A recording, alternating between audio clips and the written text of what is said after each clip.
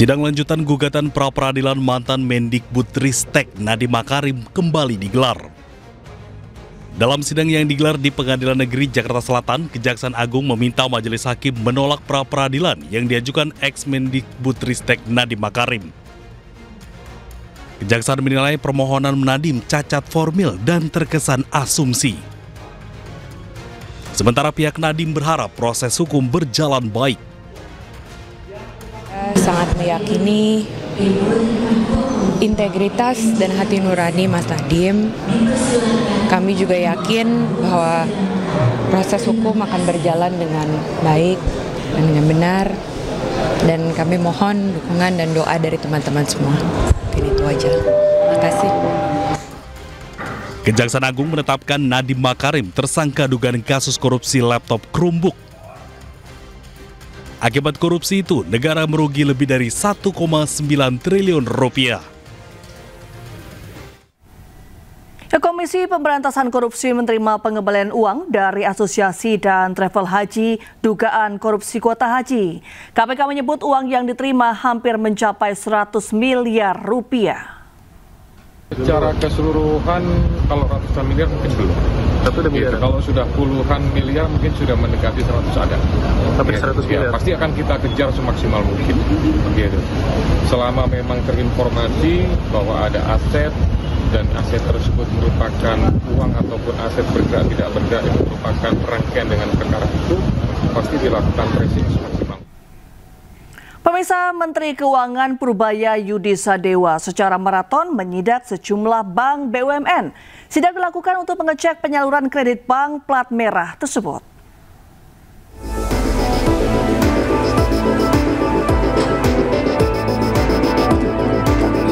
Menteri Keuangan Purbaya Yudi Sadewa secara maraton melakukan sidak ke sejumlah bank pemerintah.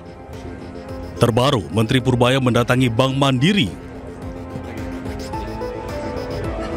Purbaya disambut para pejabat bank dan kemudian duduk di tempat yang telah disediakan.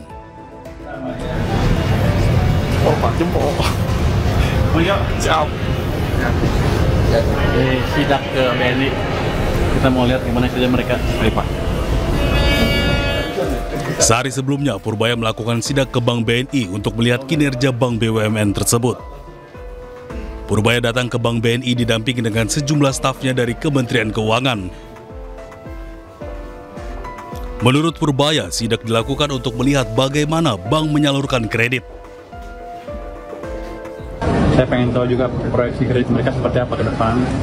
Yang kedua, saya pastikan uang itu tidak dipakai membeli dolar sehingga memperlemah nilai tukar. Saya akan cek bank yang lain juga seperti itu. Saya minta buka rekeningnya mana uang kamu yang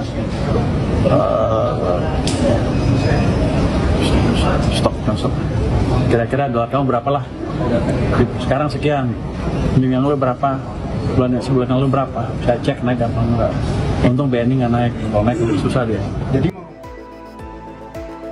Sebelumnya, Menteri Purbaya mengucurkan dana sebesar 200 triliun rupiah ke sejumlah bank pemerintah.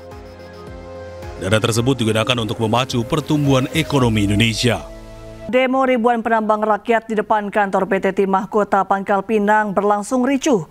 Kericuhan terjadi bersamaan dengan hadirnya Presiden RI Prabowo Subianto di smelter Timah.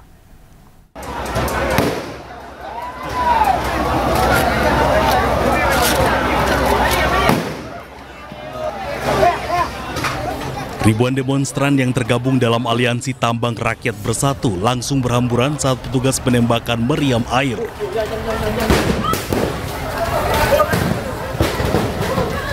Suasana semakin memanas saat petugas berulang kali menembakkan gas air mata untuk membubarkan kerumunan massa.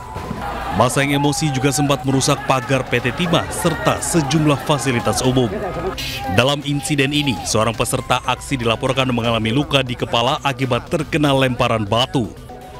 Sebelumnya, massa menyampaikan aspirasi di depan kantor pusat PT Timah di Pangkal Pinang, menuntut agar harga timah dari penambang rakyat dinaikkan, bubarkan Satgas Timah, membebaskan kolektor membeli timah penambang rakyat, dan kembalikan IUP PT Timah ke rakyat. Menanggapi aksi ini, PT Timah akhirnya menyetujui sebagian poin tuntut pendemo dan berjanji akan segera merealisasikan tuntutan tersebut. intinya kami sudah setuju, tapi detailnya bagaimana itu yang kami belum tahu. Ya, kami setuju 300.000 per kilo. Usai berdiskusi, masa akhirnya membubarkan diri untuk kembali ke kediaman masing-masing. Dari Pangkal Pinang, Bangka Belitung, Haryanto, iNews melaporkan. Pemirsa, Presiden Prabowo Subianto meninjau aset rampasan negara hasil kasus tambang ilegal di Kota Pangkal Pinang, Bangka Belitung. Prabowo menegaskan komitmen pemerintah membasmi tambang ilegal yang merugikan negara.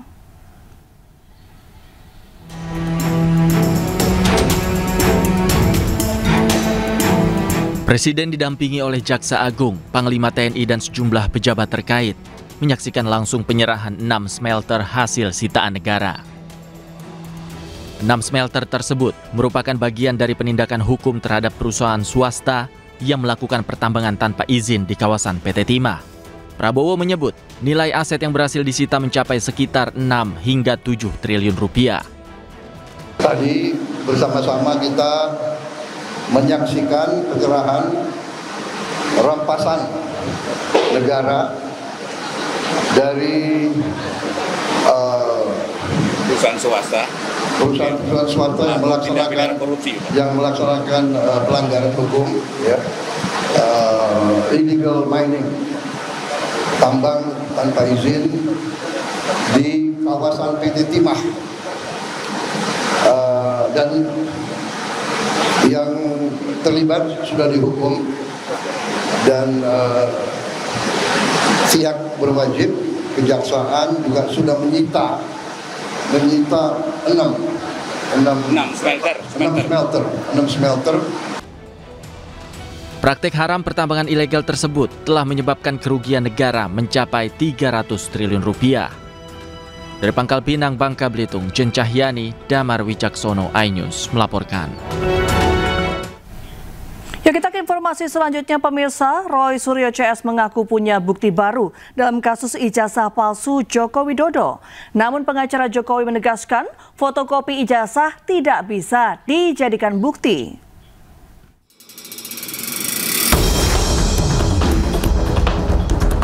Tim Roy Suryo mengungkap temuan baru terkait dugaan ijazah palsu Presiden ke-7 Joko Widodo. Temuan baru tersebut menguatkan hasil penelitian digital forensik yang menyimpulkan dugaan ijazah palsu Joko Widodo. Dokumen dari KPU dianggap sebagai objek yang sama dengan ijazah yang mereka teliti sebelumnya. Oke, nah ini ya. Meskipun ini kami pertanyakan, ada beberapa kok ditutupi. Ya, jadi uji konsekuensinya itu lagi kita bersurat lagi dengan Pak Bonatua dan Mas Michael itu yang ada di belakang sana. Kita lagi pertanyakan, dan apalagi ini legalisasinya ini kan tahun 2019. Kita bersurat juga untuk yang legalisasi tahun 2014, itu juga kita minta. Legalisasi tahun 2005 di Jakarta, legalisasi tahun 2010 yang ada di Solo juga kita minta. Sementara itu, kuasa hukum Joko Widodo, Yakub Hasibuan, menegaskan fotokopi ijazah yang diklaim sebagai ijazah palsu adalah tidak benar. Oleh Bareskrim juga sudah dinyatakan asli, karena sudah dilakukan lapor yang menurut kami sebenarnya tidak perlu sampai lapor. Namun proses hukum sudah berjalan dan sudah dipastikan itu asli, sehingga dihentikan penyelidikannya. Jadi karena mereka mendapatkan fotokopi itu tidak bisa membenarkan bahwa seakan-akan tuduhan ijazah palsu itu terbukti, kan nggak ada hubungannya. Kemarin mereka masih bilang, ya saya akan analisa, saya akan periksa lagi. Loh, kok Anda baru mau periksa? Sebelumnya, Bareskrim Polri menyatakan ijazah Jokowi identik. Sementara kasus ijazah palsu di Polda Metro Jaya masih berproses dan telah naik penyidikan. Tim Liputan iNews melaporkan. Pemirsa, adik Yusuf Kalla, Halim Kalla, ditetapkan tersangka korupsi pembangunan PLTU 1 Kalbar periode 2008-2018. Dalam kasus ini total 4 orang ditetapkan sebagai tersangka.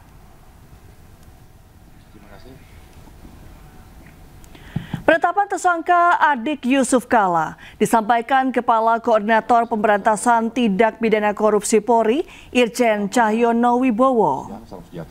Polisi juga menetapkan Dirut PLN periode 2008-2009, Fahmi Mohtar FM, sebagai tersangka.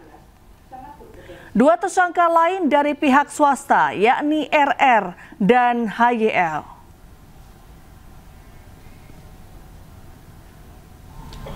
Yang pertama ini tersangka FM. Artinya di sini yang bersangkutan dia sebagai beliau sebagai direktur PLN saat itu. Terus kemudian dari pihak swastanya ini ada tersangka HK, kemudian ada tersangka RR dan juga pihak